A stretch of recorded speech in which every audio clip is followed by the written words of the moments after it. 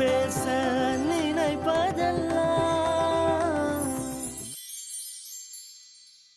கூடியிருக்கும் அனைவருக்கும் இனிய காலை வணக்கம்.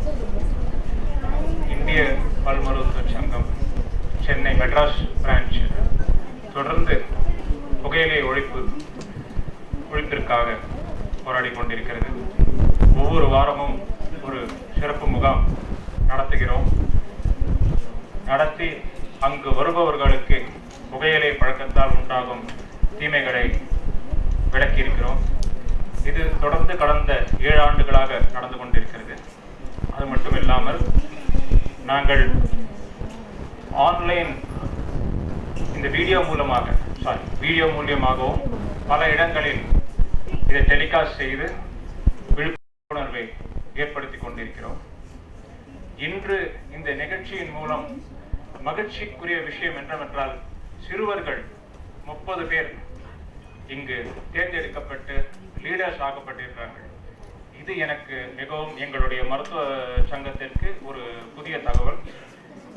வரும் காலத்தில் நாங்கள் இது போன்ற லீடர்ஸ் 8 to 18 வயதுக்குட்பட்ட லீடர்ஸை எங்களுடைய சிறப்பு முகாம்களுக்கு அழைத்து சென்று அவர்கள் மூலமாக புகையிலை ஒழிப்பை விளக்குமாறு ஏற்படுத்தப் போகிறோம்.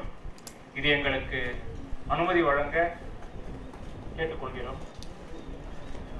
மேலும் புகையிலையை பொறுத்தவரை ஸ்மோக்கிங் மட்டுமல்லாமல் இந்த ரா டொபாக்கோ என்று சொல்வார்கள். சென்னை மற்றும் சுற்று வட்டாரங்களில் பார்த்தீங்கன்னா ஸ்மோக்கிங் இருக்கும். ரூரல் ஏரியாஸ், அதாவது கிராமப்புறங்களில் பார்த்தீர்கள் என்றால் புகையிலை ரா டொபாக்கோ என்பது சகஜமாக விற்கப்படுகிறது. அதற்கு உண்டான ரெகுலேஷன்ஸ் இதுவரை எதுவும் ஏற்படுத்தப்படவில்லை. இன்று அதற்குண்டான முயற்சியை நாம் எடுக்க வேண்டும். ஏனென்றால் கிராமப்புறங்களில் பார்த்தீர்கள் என்றால் ஸ்மோக்கிங் இஸ் இன்ஜூரியஸ், இல்லை ஸ்மோக்கிங் கெடுதல், புகைப்பிடிப்பது கெடுதல் என்று நினைப்பார்கள். ஆனால் புகையிலை ரா டொபாக்கோ உட்கொள்வதை கெடுதல் என்று நினைக்க மாட்டார்கள். சகஜமாக எல்லா சந்தைகளிலும் பார்த்தீர்கள் என்றால் புகையிலை சகஜமாக கிடைக்கிறது. இரண்டாவதாக இங்கு கூடியிருக்கும் அனைவருக்கும் ரிக்வெஸ்ட் செய்வது என்னவென்றால், நாம் தைரியமாக, மேடம் சொன்னாங்க, ஒரு கம்ப்ளைண்ட் கொடுக்கறதுக்கோ ஒரு போட்டோ எடுக்கிறதுக்கோ கொஞ்சம் பயமா இருக்கு.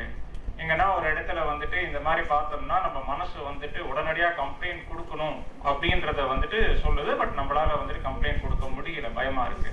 நாம் அந்த பயத்தை விட்டு வெளியே வர வேண்டும். உடனடியாக நாம் புகார் அளிக்க வேண்டும். இப்பொழுது பார்த்தீர்கள் என்றால் கடைகளில் மட்டுமல்லாமல் பக்கத்தில் இருக்கும் தெருக்களிலும் கூட்டம் கூட்டமாக சேர்ந்து புகைப்பிடிப்பதை நாம் பார்க்கிறோம். அவர்களிடம் சென்றால் கண்டிப்பாக அவர்கள் நம்மை ஒரு கடினமான ஒரு வார்த்தைகளோடு தான் எதிர்கொள்கிறார்கள். இருந்தாலும் நாம் தைரியமாக எதிர்கொண்டு ஒரு நல்ல சமுதாயத்தை உருவாக்குவதற்காக பாடுபட வேண்டும்.